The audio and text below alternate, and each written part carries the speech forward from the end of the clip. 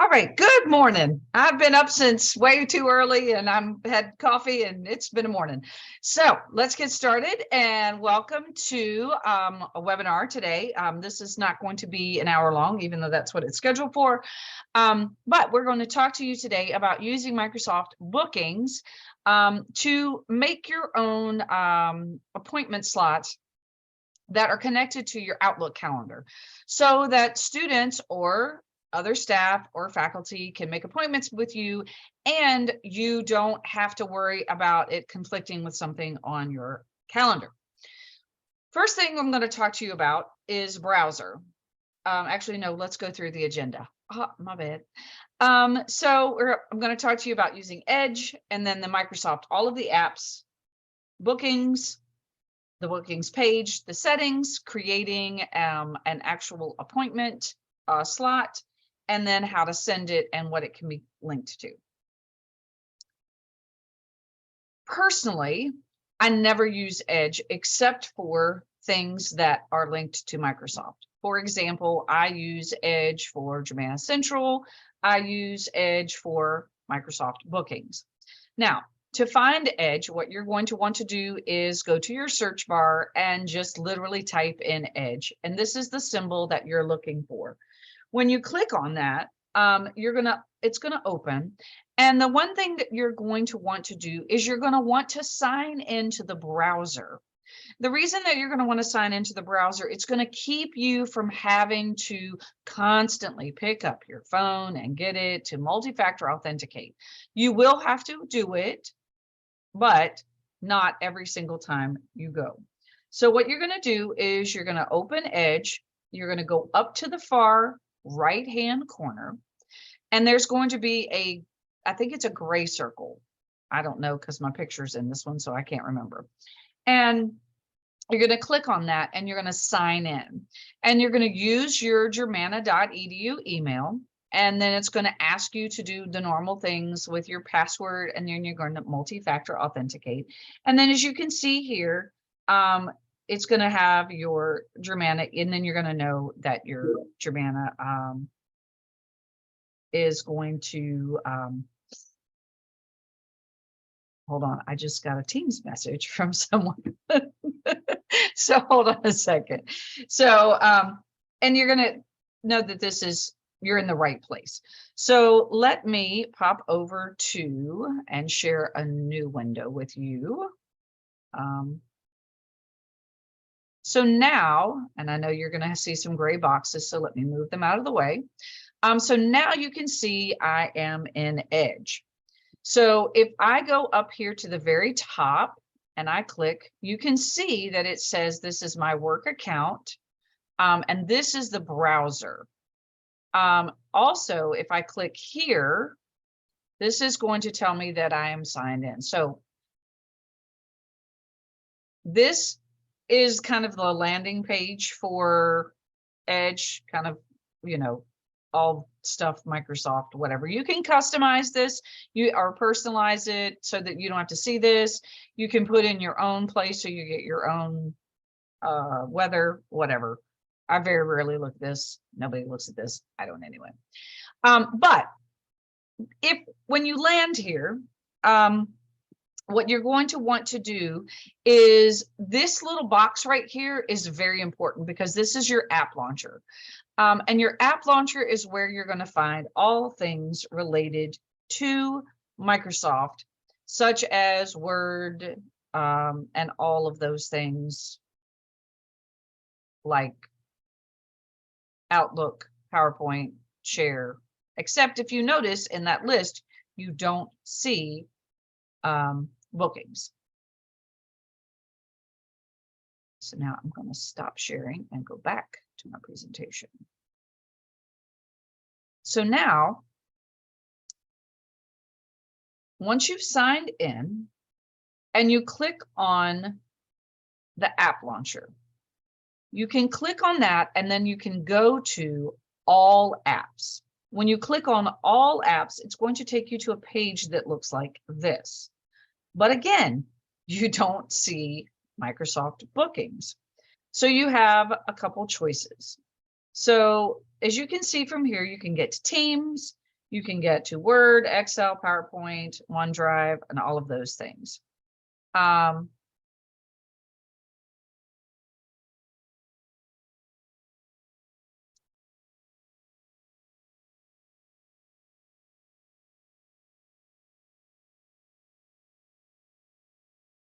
And from here, to get to the bookings, you can either click on the grid up in the corner, or you can click on all apps. Once you do that, you're going to be able to see what we came here for to begin with, which is the bookings link. So let me go back and share with. So here we are back in Edge. So again, if you click on this, now you're going to be able to see a lot more apps. And if you notice here, you have bookings is right here, or you can click on all apps here. And now here is the bookings app. When you click on the bookings app, it's going to open in a new tab. So if I click on this, and now you're going to be able to see the bookings. Now, your bookings are probably not going to look like this. If you don't have an image in your profile for Microsoft, you may not have an image where you see mine, and you probably don't have a header here. You may not have anything at all, but we can fix that. It's not a problem. So to do that, you are going to click on Go to Booking Page. So go ahead and click on that, and that's going to take you to this page. Now, from this page, you have the ability to do some customization for your personal bookings page. For example, you aren't going to have anything in this box. It's probably just going to say public, and this will say private, and this will probably not have an image. If you want to customize your bookings page, you're going to click on the three dots, and you're going to use Edit Banner Image. Now, I personally liked the pencils, so that was the image that I chose. You have some other options here, and then you can just pick that image. I don't see a way to change the image. It looks like it's pretty. Those are the choices that Microsoft gives you, and there it is. If you wanted to change your image, you will have to do that from your profile. That's for another day. All right. So once you have decided if you want to personalize this page, the next thing you're going to want to do is start figuring out whether you want to create a public or private meeting. I'm going to suggest that you create a public booking. So you're going to click on the plus that you see here. This is where it all begins. The first thing you're going to want to do is give your, you can create multiple different kinds of appointments. So if you are a faculty member and you're teaching multiple classes and you want different appointments for different classes, then you could title them by class. If you are creating appointments that you want for your staff, if you are creating other kinds of appointments that you want, give your appointment title something that you know that will show up on your calendar, an idea of what the appointment is about. So let's say I want to create a personal meeting for anyone who wants to talk to me about, let's call it Zoom one-on-one help. Okay, so that's what I'm going to title this meeting. You can categorize this if you so have categories in your Outlook. I would skip that if it were me. You can add a description. You can choose to use Teams or turn it off. Okay, just know that it's automatically turned on. So if you want to use Zoom, you need to turn this option off. All right, now location. What I would suggest doing is going to Zoom, creating a Zoom link, and then getting that link and putting it in as the location. And I'm going to skip that step for right now. And I'm going to keep on moving. I'm going to say these meetings, and your choices are anywhere between 15 minutes to an hour, or you can actually create custom meetings. So you can make them shorter or longer. So let's say you wanted to do 10-minute meetings because you were doing it with students, but that obviously wouldn't work for a Zoom meeting. So I'm just going to leave this. So 30-minute meeting, it's going to be public. Now, I have a choice to use my regular meeting hours, which are my work hours that I set in Office 365. If you don't have them set, don't worry about that because we're going to fix that. By use the drop down and click on custom availability. Now, what this is going to do is it brings up your own personal calendar that you're going to only allow people to make appointments for this specific appointment during these times for this specific link. So for example, I don't want anybody to make appointments with me on Friday. So I'm just going to click X. Now, no one can make appointments with this link on Fridays. Now, I want my time to not be from 8:30. I want it to start at 9, but I want it to end at noon.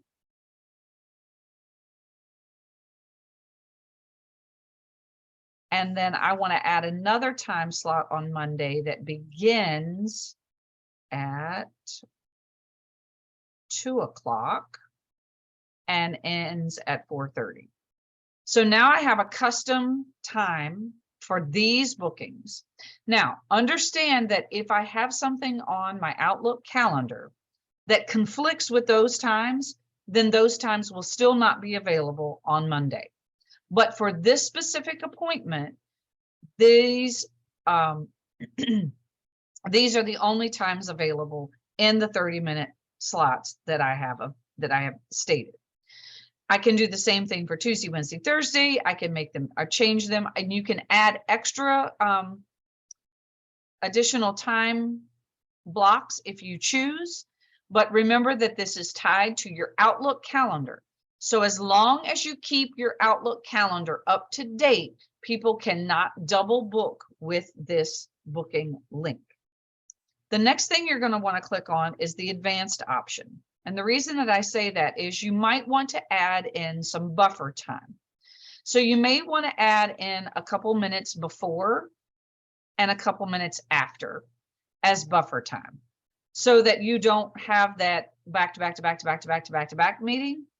But that's totally up to you. The other thing you're going to want to check is the minimum lead time. How far in advance do you want people to be able to book an appointment? I would say 12 hours is a minimum. You may want to go ahead and make it 1 day. The maximum lead time is 90 days. So somebody could book an appointment with you 3 months ahead of time. But I would say minimum lead time is a day out. You really don't want somebody to be able, unless it's totally fine if you do. For students, it might be an hour before. And I would say that's perfectly acceptable. But for those of us who have lots of things on our calendar, generally a day is a good minimum lead time. Once you've picked all of the things that you wanted to do, you're going to go up here to the very top. Of course, I didn't put it in a location. It's probably going to fuss at me. And click save. Actually, it didn't, but that's okay. So now you can see that I have 2 specific things. I have office hours and I have Zoom one-on-one help. Now, because these are 2 different appointments, they have 2 different links that I can share out. And all of these things are step-by-step in the slide deck that we will share with you at the end.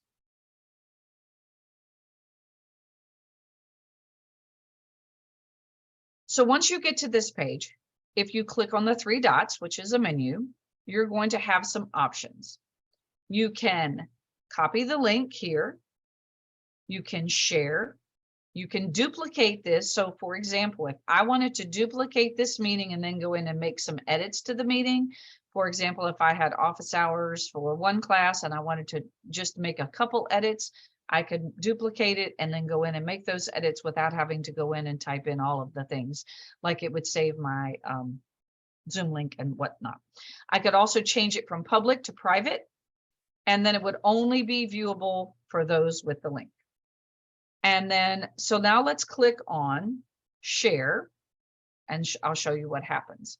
So when you click on share, this gives you the option over here in the corner. This is a copy the link. When you click on that, it tells you the little check mark says that the link has been copied to your clipboard. So now if I were to go to Canvas or an email or anywhere like that, I literally can copy and paste that link in an email, into Canvas, into wherever I need to paste it for a meeting.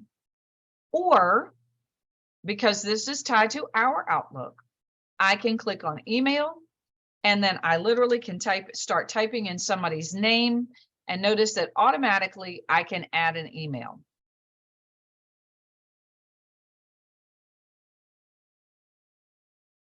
And what that's going to do is it's automatically going to send the link to Forrest in an email.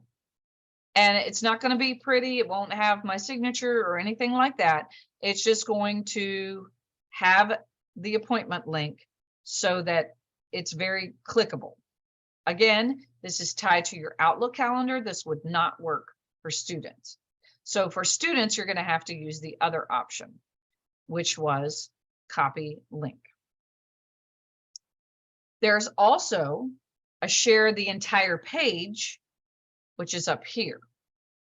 So if you wanted to share your entire personal booking page, for example, if you worked in and you wanted to put this as part of your email signature, you could copy the link. This would take someone to your entire page of book whatever appointments.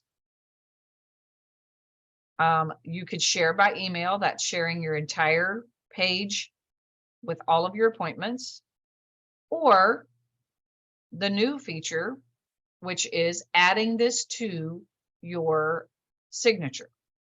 So you could edit your signature and you could create, basically what it comes up as saying is it will ask you to book a time to meet with me will be the link that shows up in your signature. Remember that this shows up in Office 365. So if you're using Outlook on your computer, you're going to still have to go in and edit your signature in that because the two are not connected. So just note that as well. So you can click on this and then you can see here, it just has this little book a time to meet with me. And this again takes the person to your entire booking page, not to a specific booking. Now, I'm going to explain to you why you would want to do that. If you are making meetings for, let's say, for students, you could use the private and then just put that private. If you are making meetings where you have multiple things and you want people to be able to choose what kind of meeting they want to make with you. For example, if you've ever used Calendly, that public option is like Calendly. The private option could be for things like office hours. So you have the ability to choose what you want to share on your main booking page. So if you're creating things that you don't want publicly shared, but you want to be able to have it tied to your Outlook calendar, you can make those private. And if I click on the private link, again, it's the exact same form as the public was, except over here, it says only people with a booking link can view this. So this is what you would be required to send out in order for someone to make an appointment with you based on this particular meeting. So I'm going to go back now. If I click on this and I want to edit this, and I put a location in here yesterday and I don't know why it's not there, but anyway. Again, you have the option to use Teams. And if you use Teams, you really don't have to do anything else except turn it on. So if you're using Teams, you just turn this Teams button on and then that's it. You don't have to do anything else. The booking will come with a link to a Teams meeting, and then the person literally just has to click on it. When the person makes an appointment with you, they're just going to be able to, and let me see if I think here, this is what the page looks like when they click on the link. So they can click on a link and they can choose a time and they can choose next. And this is what it looks like. They have to put in their name, their email, any kind of notes, and then they click book. And then you get a notification and a calendar invite, and they get a notification and a calendar invite. And with the link that either you provided by Zoom or Teams, and then it's on your calendar. There cannot be any conflicts because it will not allow you to have conflicts. Otherwise, these little check marks would not be there. So those are the things that you can see. And I picked a day that I actually knew I had something available. So if I go back and I choose some other time, and notice that it's telling me that I don't even have anything some other days. So it is tied to your calendar. So again, as long as you keep your Outlook calendar up to date, your bookings page will make sure that you don't double book yourself. If you are taking vacation or you are taking time off, you need to make sure that you go into your Outlook calendar and you block off the time and mark it as busy so that your booking appointments cannot be made while you are out. If that happens, you can cancel them. It's not really that a big a deal, but it does make it a little bit easier if you just go ahead and block off the time and make sure you mark it as busy and not available in your Outlook calendar. So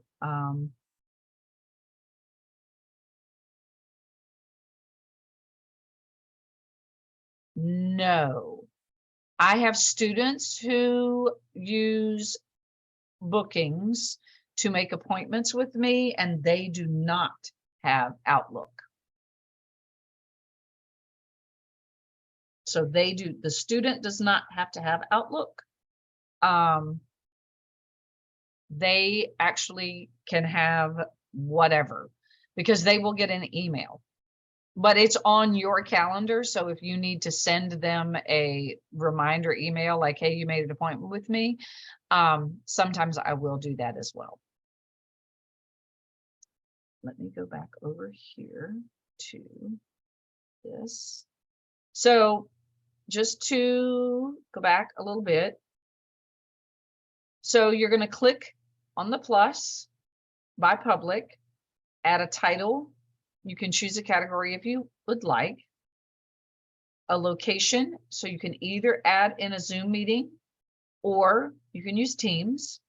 Decide on the length of the meeting. You can use your regular work hours or you can use custom. And then you're going to click on the advanced option.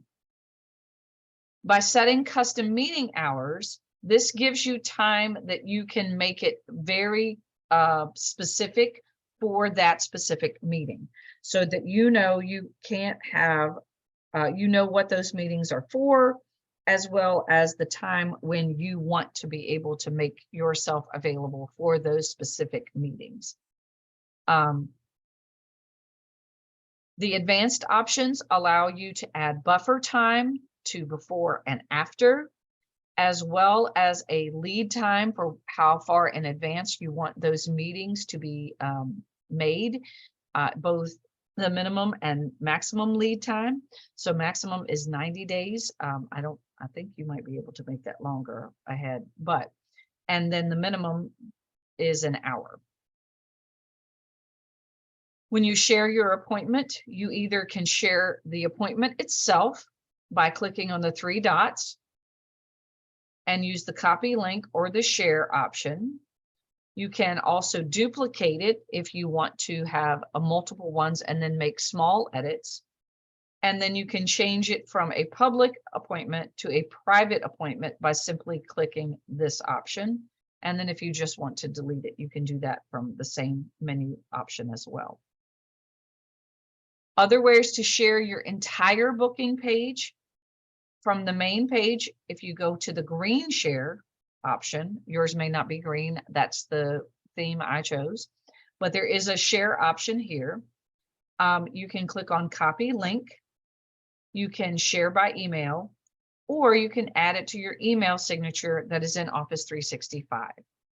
You could also add it to your Outlook desktop application, but you would need to get the link to do that and then go and add it to your signatures in Outlook. When you're adding it to your signature in Outlook 365, it's going to show up as a book a time to meet with me as a link. And that's where it's going to be. You're going to want to make sure you give your signature a name, and then you can decide here whether it's for new messages or just for replies and forwards, and how you want to use that new signature that you create. And I said I was only going to take 30 minutes, and I'm 10 minutes and 28, so I'm pretty good. So if we have any questions, you know how to reach us. Please contact us at Instructional Support Services at iss@germanna.edu. You can also find more information on the ISS website, which is where we're going to post the recording of this webinar. And I will post the link to this. Actually, I'm going to let Forrest or Terry post the link to the slides in the Q&A so that you can get a copy of them. Stop sharing.